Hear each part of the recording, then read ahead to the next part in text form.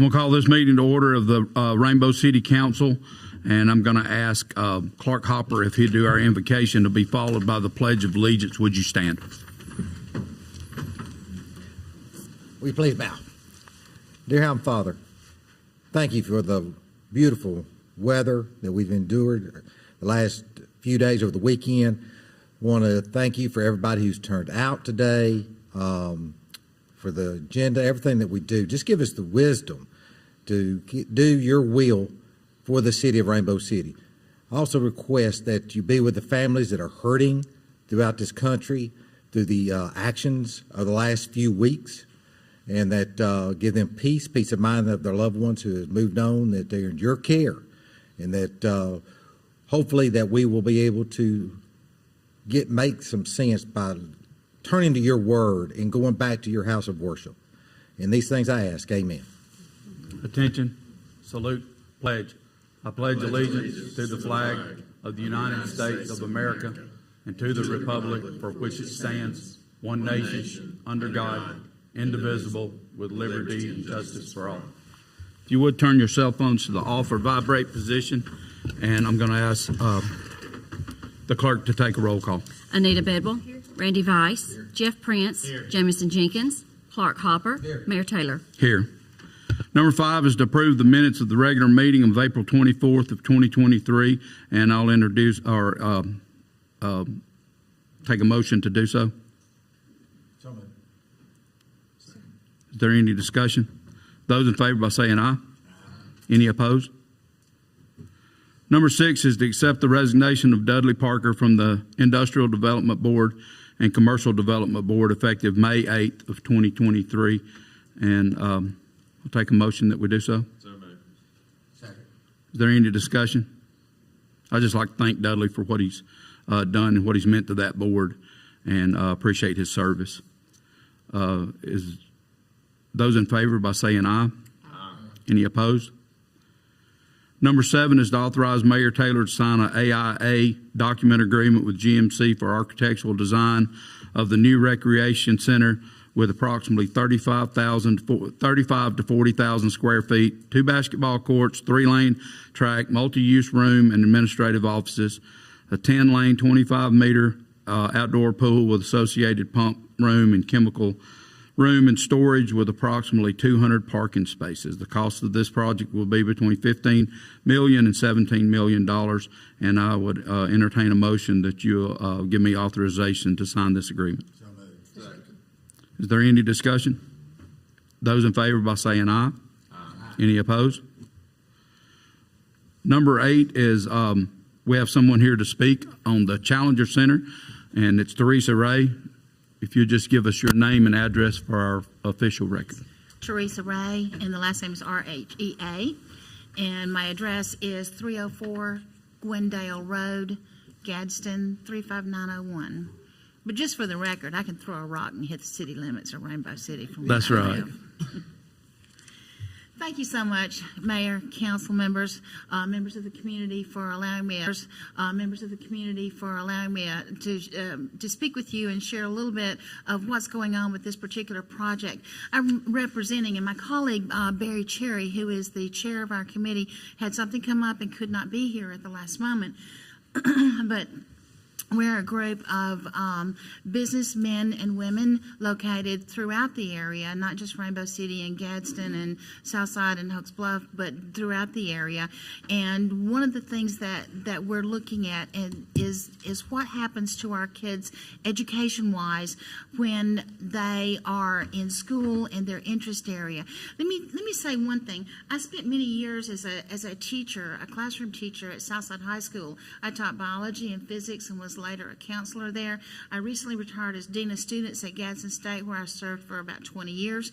And I've talked to kids at all stages of their life, from those kids that are in middle school or upper elementary, getting ready to go to high school, to those that have graduated from high school and are in the process of choosing a major or a career. And let me tell you, one of the things that's lacking for some of these kids is a little bit of guidance about what's out there. I can't tell you how many times I've said to students, you know, I don't know what I want to major in. I don't know what I want to do. And I want to go say, look, One of the things that you don't know right now, because you're young and at the very beginning of your educational career, is that there's tons of stuff out there that you don't even know about.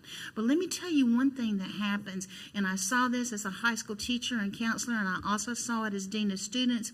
One of the things that happens, kids love science in elementary school and in those young ages. But when they get to middle school and the concepts get a little bit hard, how many of you kind of break out in a rash when I say algebra and trigonometry?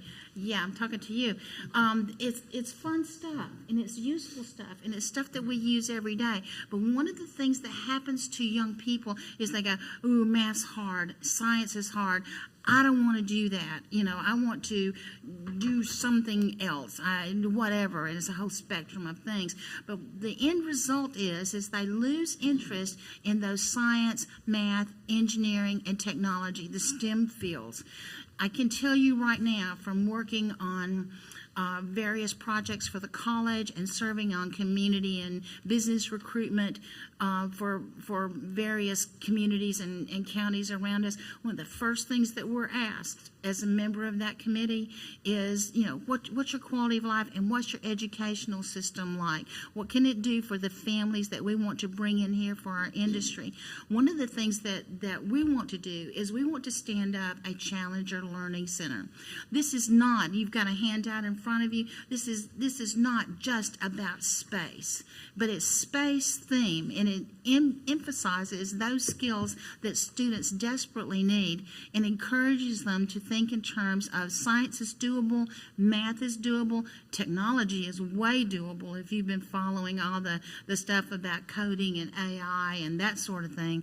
Mathematics is doable. We want to make sure that our kids don't lose that interest, because one of the things that they're missing when they get to college, one of the gatekeepers to getting a degree, whether it's a certificate or a 2-year degree or a baccalaureate degree, one of the things that's the gatekeeper that holds them back is math. And part of it is because they disconnect. We want to introduce students to an experience, and these are NASA-developed curricula. This is not something that Teresa Rice thought up, or Barry Cherry thought up, or any other member of this committee thought up. This curriculum was designed by engineers at NASA, and we've been in communication with Marshall Space Flight Center. They also pulled in some of their folks from Johnson Space Flight Center and in Washington, D.C. at NASA there. It's developed and it's themed to do a number of things. Number one, it's a hands-on experience. They use science and math, and they make it make sense based on what their classroom teacher has been teaching in the Alabama Standards of Math and Science in their classroom. It's tied to the curriculum that they're learning in the classroom at whatever point they are in the year.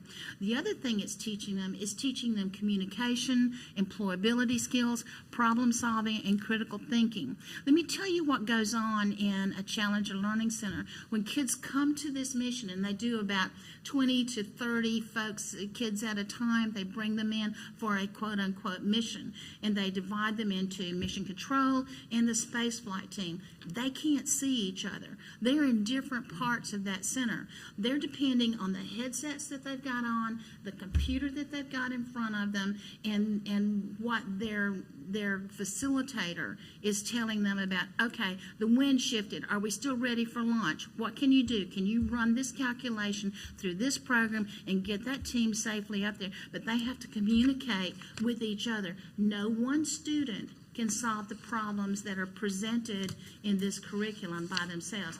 They have to communicate, they have to problem solve, they have to think critically. There's pre and post mission activities. It's truly an immersive learning experience. One of the things that we want to do is we want to make sure that it's free for every student in our area who wants to come. We can serve 32,000 students in the service area, 5th through 8th graders, over the course of a year or a little bit more. We can bring them in, we can teach them the value of these STEM careers. A lot of times students get to college and they don't know what they want to do. At least this gets them thinking, because within this curriculum, embedded within this curriculum, are all those careers like agri-science. You can't do agri-science without using STEM. I don't know if any of you guys have been on a local chicken farm, chicken houses. You almost got to be a rocket scientist to operate some of that stuff. Everything's industrial automation. It's computer controlled. You've got to have a certain set of skills to do successful agribusiness. We want to make sure that the student that wants to go out and start their own business, small business is the backbone of every community in America, particularly ours. We want to make sure that they've got the skill set and they've got the knowledge about what's available to them so that they can go out and they can start their own business, whether it's in Rainbow City or Gadsden or Hooks Bluff or wherever it is. We want to make sure that they're aware of the fields that are available and what's needed to get those kind of skills. We're not looking at just career technical education training. We're looking at students that maybe just want to go and get a certificate, but leave the door open to get that associate's degree. Leave the door open to get that engineering degree in a baccalaureate field. What a wonderful opportunity. It doesn't stop at any one level. It's a pipeline. And we want to make sure that we got the beginning of that pipeline open before these middle school students start to shut down going, oh no, math is hard. I'm going to do the least number of math courses I can and get out of here. That's not the idea here. We want to instill some kind of fervor and interest in pursuing these things.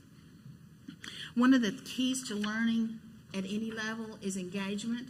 The Challenger Learning Centers, and they engage these students. And Jeff, were you with us? We took a whole bunch of our community leaders with us when we visited a Challenger Center at the University of Tennessee. And we're a bunch of adults, old adults in their minds, I'm sure, standing in the back of a room about this size, which was their mission control. We were standing in the back of the room. We got on business suits, and we got our portfolios and legal pads, and we're taking notes.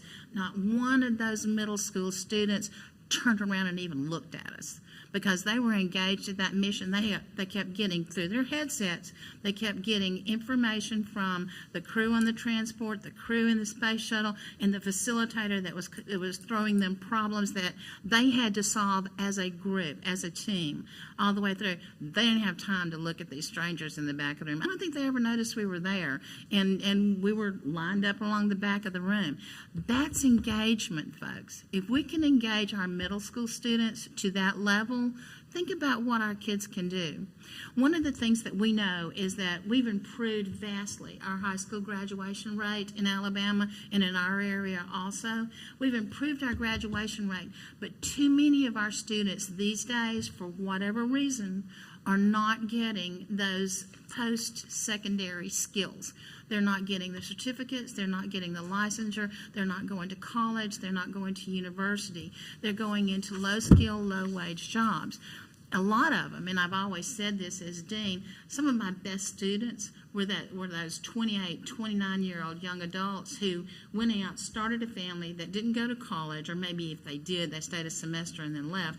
But they came back and they realized that, $12.80 an hour might sound good to an 18-year-old. You can't support a family on that. That's what we want to do, is we want to prepare our kids to have a living wage, to support their families, to support our community. We're a thriving place. We're a growing place. Just look at Rainbow City. We're a growing place. Let's augment that by paying attention to what's going on with respect to our initiatives on education.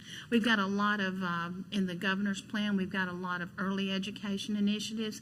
Let's take that momentum and keep going with it. The Challenger Learning Center is actually an $11 million project, and I will tell you that as of today, we are in the budget, in the governor's budget that's already passed the Senate and is now in the House, for $8.5 million for the construction of the facility. I don't know where it's going to go. We have had the assistance of Congressman Adderholt. We've got, and it's in committee hearings right now in D.C., and I don't know the actual process on that. They don't give you updates on that. But we know that it's in committee right now for an earmark to help us build the actual equipment to put into this facility. we've got to raise the rest of it. We've got to have local support, and that's what I'm here asking. I'm asking for Rainbow City to consider supporting this initiative over, and some cities and groups have done this over, a one-time donation, biannually, 3 to 5 year basis. We're asking for financial support from the city so we can make this a reality. We know that $8.5 million appropriation, your tax dollars, is contingent on local support. We've got to have a 10% match. Do the math, it's $850,000, and we've got to raise it. Right now, the Community Foundation of Northeast Alabama has committed $200,000. Etowah County Commission has committed $25,000 a year over a five-year period, so whatever that comes out to, $125,000. And there's several others that we have commitments from, but we're going to have to show broad local commitment, or our construction funds go away.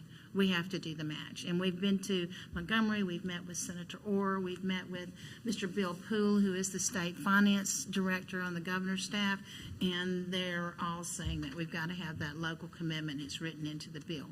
So I'm asking you, Mayor and Council, to consider what you can do as far as matching maybe what Etowah County did, or the Community Foundation of Northeast Alabama.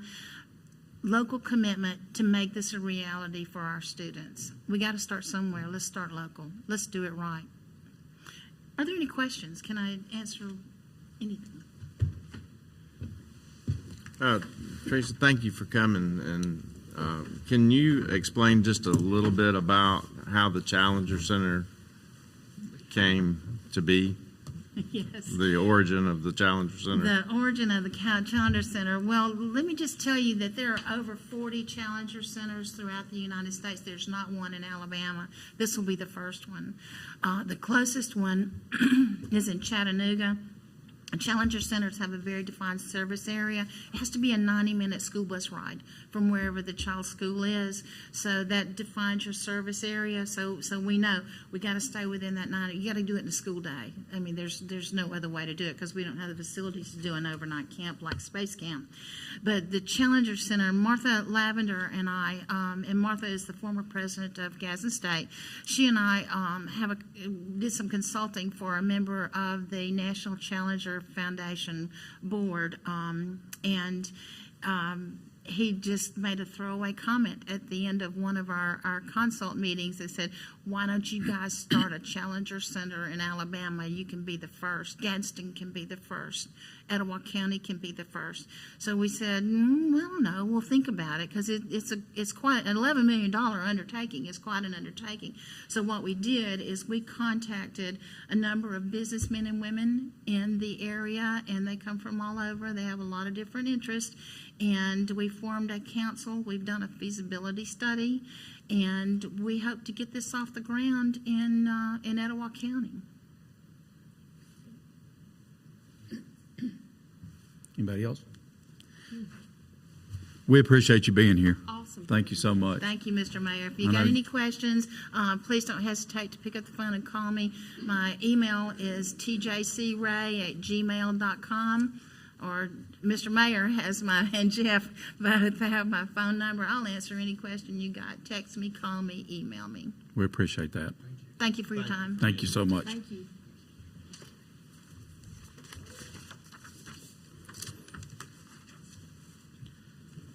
We're down to number 9, and it's to appoint Sherry Newman to a 4-year term on the library board to replace Donna Badgett, and I'd entertain a motion that we make that appointment. So moved. Second. Is there any discussion? Those in favor by saying aye. Any opposed? Number 9 is some personnel action. The first part of that is to accept the resignation of Eric Self, our planning coordinator, effective Friday, May 12th of 2023. And I would entertain a motion that we accept Eric's resignation, regrettably. Is there any discussion? Those in favor by saying aye. Any opposed?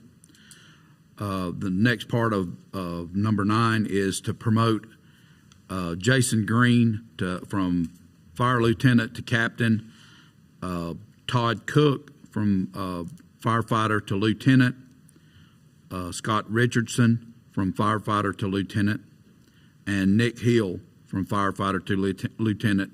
All of those would be the effective date of May 12th of 2023, and I'd entertain a motion that we promote these gentlemen. Is there any discussion? Those in favor by saying aye. Any opposed? Congratulations, y'all. I will speak just a second to Eric Self's resignation. Eric has been an incredible team member for us in our building department, and Eric's here tonight. And I just have to say that Eric followed in the footsteps of his dad. He was our previous building coordinator and did an exceptional job. And Eric's come in, and I think he actually outpaced his dad. He's done a really good job. He's been a really, really good member of our team. And I want you to know, Eric, we appreciate what you've done. And we especially are proud that you're moving on to the position that you are. Eric's going on to be the building official at the city of Guntersville. And I just can't tell you how proud I am that Joel and Heather and a little bit of Mike right there has been able to put you on that path to be able to go on and be incredibly successful.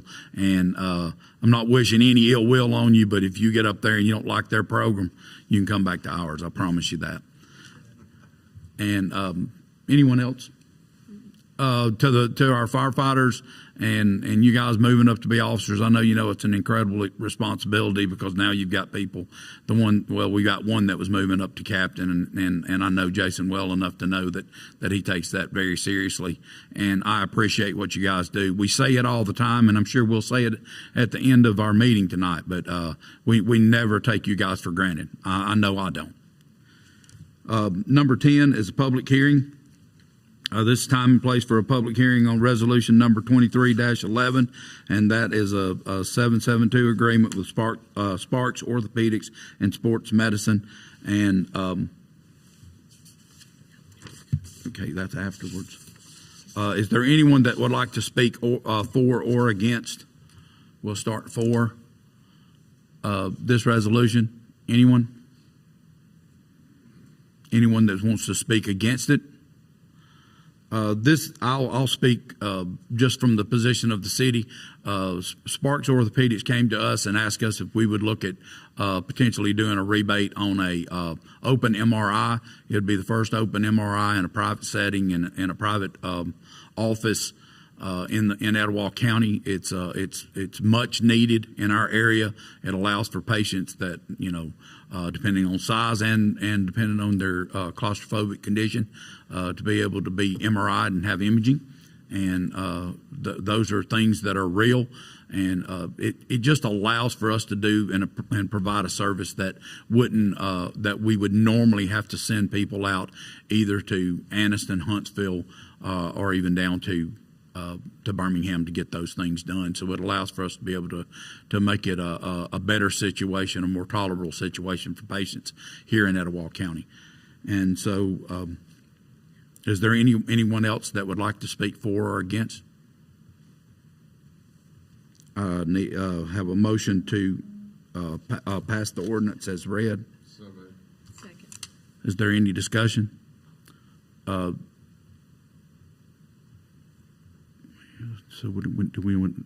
we can do it without the roll call? No, this is number 11.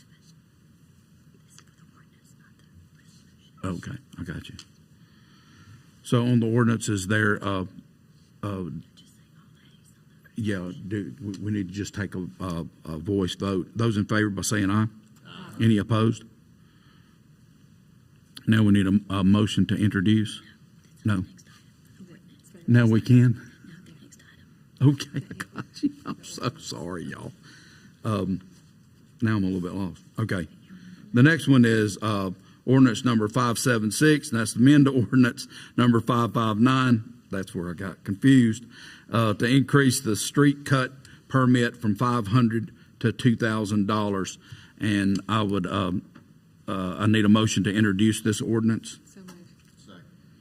There any discussion? Those in favor by saying aye. Those opposed? I need a motion to suspend the rules for immediate consideration. Clerk, would you take a roll call? Anita Bedwell. Yes. Randy Vice. Jeff Prince. Yes. Jamison Jenkins. Clark Hopper. Mayor Taylor. Yes. I need a motion to adopt the ordinance as read. Clerk, would you take a roll call? Anita Bedwell. Yes. Randy Vice. Jeff Prince. Yes. Jamison Jenkins. Clark Hopper. Mayor Taylor. Yes. Well, I went the long way around to get that done. I think I may be nervous because my wife's here. This is not normally here. She threw me into a tizzy. Was that going to be it? We have our monthly departmental reports. Do we have any of our department heads that want to speak? Kenneth? You normally give us a little something after. Yeah. Okay. Well, we're ready for you, buddy.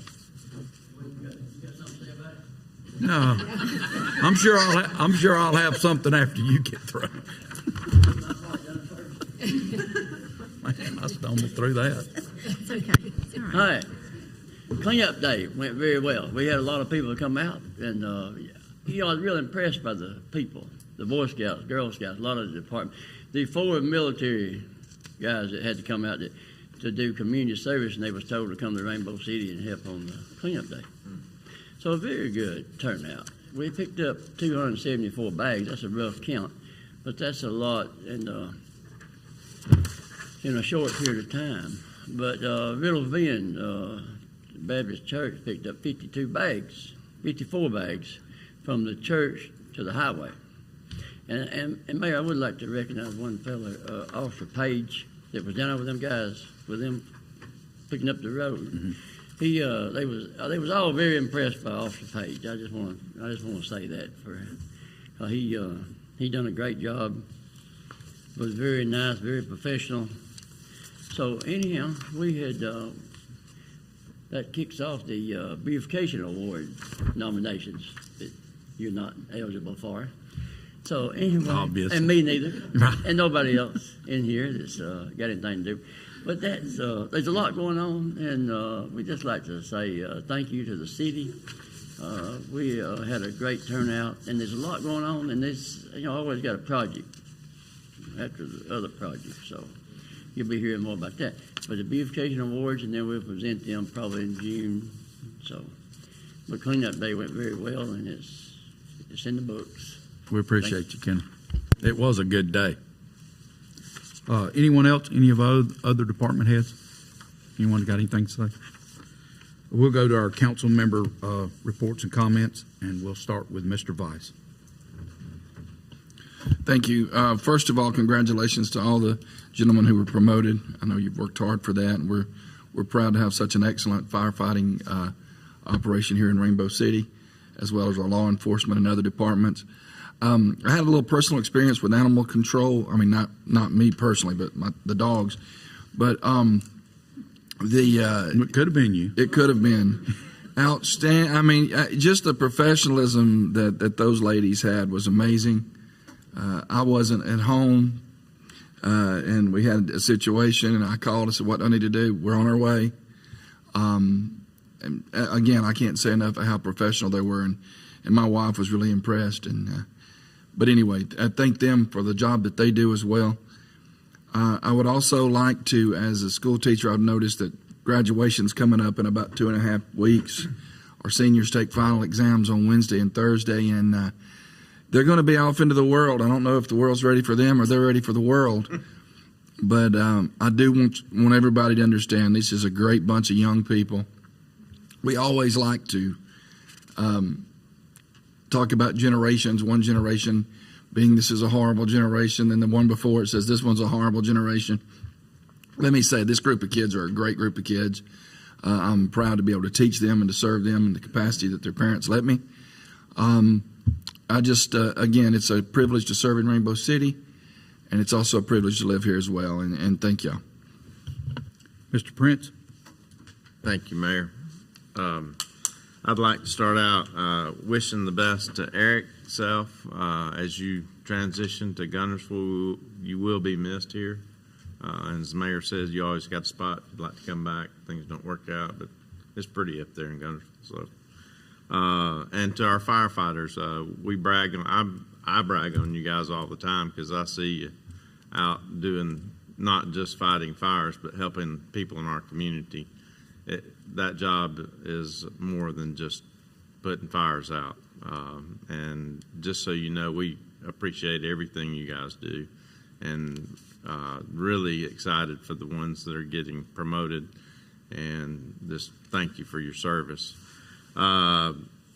Number 3 on my list, the open MRI. I'm excited about that because if you saw the mayor look my way, I raised my hand when he said claustrophobic, because I've had to have a few MRIs and I am claustrophobic. So I think that's going to be a wonderful addition for this whole area, for Rainbow City especially, but for this whole area, our whole county and beyond our county limits. So excited about that. I want to congratulate Coach Councilman Vice. They had a great run this year at Southside High School with the boys soccer and the girls soccer team. It unfortunately came to an end in Birmingham this past Saturday, but they were ranked number 1 for the better part of the season in the state, and that is to be that's something to be proud of, and thank you for all you do for our kids. And speaking of kids, I want to thank, she had to step out, but Teresa Ray for coming, and full disclosure, I am on that committee. So I am excited about the Challenger Learning Center. I was trying to ask her leading questions, and she had her list. So when the Challenger space shuttle exploded, after that, the families came together and started a nonprofit. And when I found out that Alabama did not have one, and we've got NASA and we've got, Huntsville, why do we not? So I actually have a little bit of insight into that, because I have a friend whose wife is the director of the Marshall Space Flight Center. So it costs money, but what are our kids worth is, I think, the biggest question. Not how much money it costs, is what are these kids worth?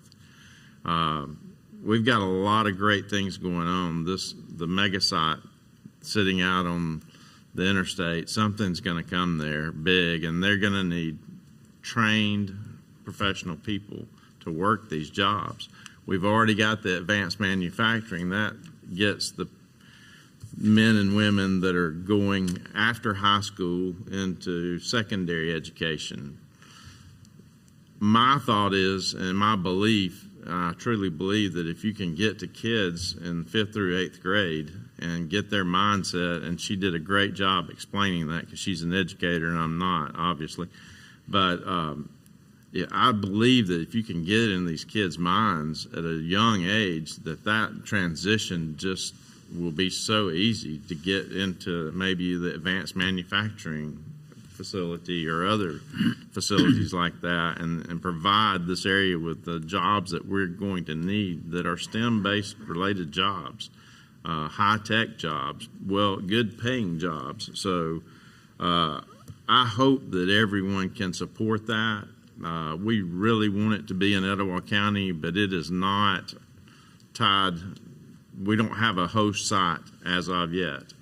There are other counties and cities that have offered some properties, so it would really be great to see it land in Etowah County, I think. I'm a little biased about that. Rainbow City would be the best spot for it. So that's all I'll say about that. And lastly, as the only one of us that is not here is Councilman Jenkins, and I hope he's watching. He and his wife Claire have headed to the hospital and are going to have a new baby, hopefully this time tomorrow. And so we just want to be in prayer that everything goes well with her delivery tomorrow. And I'm excited because I've got a grandson now that'll get to go to school with Jameson's son. So it's kind of like I'm his granddad, not granddad, daddy. Your dad. Yeah. But we are excited for Jameson Clare, and that's all I have tonight, Mayor. Ms. Bedwell. Maybe Baby Will hurry up. Yes. They are so excited. Thank you guys for the job you do, all of you, Kenneth. And Eric, I'm going to miss you because I've just had a number of calls and dealings with you, and it's just been a very pleasant experience. And thank you very much for that. And gosh, everybody always says the same thing, but it is just such a, there's just so many opportunities floating our way, and there's just so much that you just want to just grab everything you can get and just improve everything around us so much. So we're just blessed to have the opportunities to do them. It's just so exciting. So, but one thing that I think that we left off of our agenda maybe that we need to do is I'd like to make a motion that we hire Jerry Harvey. Haney. Jerry Haney. Can't read my own writing, Beth. In the street department, his employment will be effective May the 19th. There's a motion. Is there a second? Second. Is there any discussion? Those in favor by saying aye. Aye. Any opposed? You got that done. Got that real Yep. quick. You did a good job too. So, but thank y'all. Appreciate your service throughout the city. And Kenneth, I know you'll always have something for us to do. So, have a good night. Mr. Hopper. I want to congratulate the firemen on the promotions. I appreciate your service. And I want to thank Mr. Self for his service that he gave us, and Mr. Parker. I think I want to also reach out and thank Miss Newman for her, or what she's going to do for us on the library board. I do sit on there. I volunteered to go when I get a chance to, after we get through with planning, I go in there, sit them, and the library. That's a very committed group. And they're very passionate about trying to keep the summer reading program up, the computer stuff, and all that. And I want to appreciate Ms. Newman accepting that, and I want to thank Ms. Badgett for her service. But, you know, what Miss Ray and Jeff Prince is talking with the Challenger. Jeff is just, how long you been a granddaddy? 9.5 weeks. Okay, I've been one for almost 9 years. And you're going to see how important this is for what you're talking about. Because what I've seen the difference between, when I went to school, we had one diploma. Okay, now they get to pick what kind of diploma they got. My kids can't fathom the fact being I just have one basic diploma, no matter how stupid or smart you was. I was in the first category more than the second category. But the thing is once they got there, they got to choose of the 3 different kinds they want. Who knows what the next group is going to have? I mean, as a science and what, we have to have 24 hours to graduate. I mean, 21 to graduate, 24 total. 6 of mine were like home ec, so I had it made in the shade. All I had to do is pass the mandatory stuff, which I did struggle with. That's why I think this is important, is because if they're going to go in there, any program, whether it's after care or whether we can do things for our elementary kids, middle school kids, high school kids, to give them a fair shake in this world, no matter where they come from. Because I just had this talk with Camp a minute ago. I hate 12-hour shifts. I've always been against 12-hour shifts because I think 12-hour shifts affects the American family and it affects educating, helping us with our children, and it's a necessary evil. Now they're here.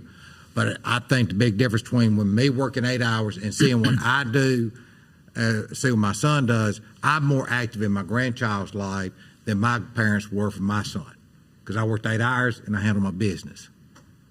And now you don't have that. And that's why I appreciate programs like the Challenger, what's on the table for that, and what the Boys and Girls Club did in the previous generations, what these teachers do in after school, because I see that when I pick my kids up. Their homework is completed. And that way when they're dropped off and my children come in at 6 o'clock, they just cook and then get a few hours for that to put them in bed.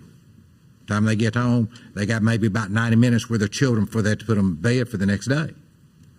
You know, if you stop and think about it. So Jeff, I want you to make sure Miss Ray knows, she left before I could thank her. This is very important process in any type program like this. I hope we always, not only us as a council and mayor support, but us as a community will support it. Thank you. I'm going to take a point of privilege, and we've got Josh Tanner from our EMA, and I'm going to have Josh come up. He wants to talk to us a little bit about some grant opportunity and just the things that are going on with the EMA. And he also has my niece with him, and that's Anne Marie. I just want to throw a shout out to Anne Marie. I don't think she's going to come up with him, unless you want to. You can sing.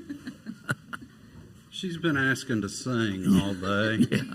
Every group that we've been in front of, she has convinced them that she can sing. Right. Having ridden in the truck with her all day, I'll just let her do what she wants to do.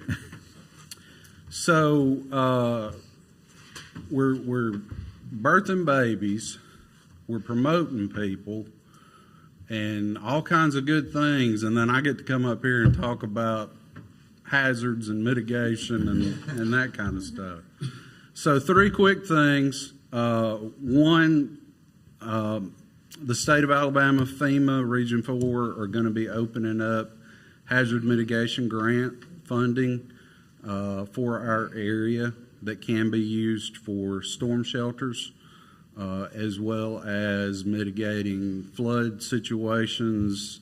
There's a lot of different methods that you can use to do those. It's very encouraging that it's a situation where some good can come out of the bad that happened during the January tornadoes up north of us, because even though we experienced some damage in Sardis, some pretty significant damage, there were no loss of life. So, and this will be a way that we can try to make the communities more resilient, make the county more resilient. The second one that's coming up is the Department of Homeland Security grants. Those grants typically open up in June and July, typically awarded sometime in October. They have each year 3 specific things that they want to focus on. I have not seen all 3 yet. I've heard rumors and innuendos of what they will be, but they'll be very similar to the ones that are in the past. So this will be very important for all of our first responders, not just those in law enforcement or fire. This DHS grants, a lot of people don't realize schools can apply for these. So security cameras, those type of measures, they can be applied for. And then lastly, they will be opening up another round of BRIC grants, which is Building Resilient Infrastructure and Communities, BRIC.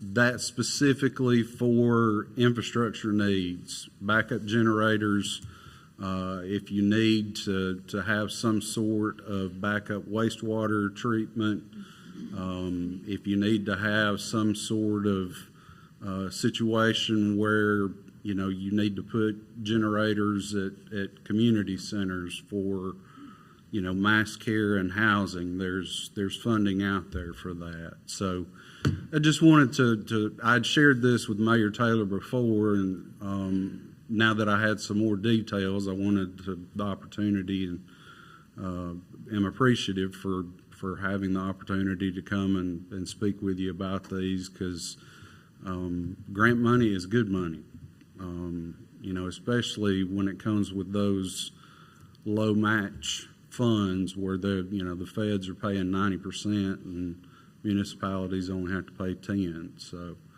but with that, I'll be glad to answer any questions that you have. I'll only have one statement. I know that, we've missed a couple of opportunities since I've been in office, and I do appreciate your diligence, and especially in giving us, a little jump start on what's coming. Yes. Because it helps us to be able to get prepared and have our information together, and also have some ideas gathered not only from our police and fire, but also from my staff. And I really do appreciate that, Josh. Yes, sir. Thank you. Did you say brick? Our utility board is in need of generators to operate our pump system, water, Yes, just ma'am. even for water supply. What did you say? BRIC. BRIC, Okay. Building Resilient And- Infrastructure and Communities. Okay, and that'll come through you? FEMA. FEMA, okay, But if you will just Google Councilwoman BRIC okay, and FEMA, okay. it will pull up for you and give you some of the specific information. Don't do like this Hoax Bluff graduate did and spell it BRICK, FEMA, Okay. because that's a totally different discussion. I was just taking me some notes here. Okay. Are all three of these 90-10? Some of them will be 75-25. We won't know that until they're actually released. We're hopeful that the state EMA will pick up an additional 15% and make them to where it'll be 90-10. Thank you. I appreciate it, Josh. Thank you. I have a few more announcements. Wednesday, May 17th, we'll have employee wellness screening beginning at 8:30 in the council chambers. This is a really good opportunity for us to be able to keep providing 100% health care for our employees. It just allows for us to show in good faith to Blue Cross Blue Shield, and allows them to be able to actuarially figure out what the increase in cost needs to be in health care based on our health screen. Tuesday, May 23rd, Planning Commission meeting at 3:30 p.m. Tuesday, May 23rd. The Library Board meets at 4:30. Monday, May 29th, City Hall will be closed in observance of Memorial Day, and garbage will be on schedule Monday through Friday. Appreciate Josh again. Want to thank Ann Margaret Swindle from Rainbow Middle School. We had a mock city council meeting and was able to bring the kids in and get them very involved in local government and understanding just our civic duties as far as it's concerned in our municipality. And the kids seemed to really have a good time. I think we had more fun than they did, but I do appreciate them, and I appreciate Ann Margaret for allowing us to do that. We're going to be scheduling a mock court appearance just so that the kids will know what the inside of a courtroom looks like. We're not trying to do a scared straight program. We just really want to let them know that as they begin to get ready and move towards being drivers, just what our court system requires as far as good behavior on our roads. You'll notice that right now it seems to be the grant writing season and appropriation season. And we have asked for and made to committee for our water utility for a $6 million appropriation through Coach Tuberville's office, Senator Tuberville's office.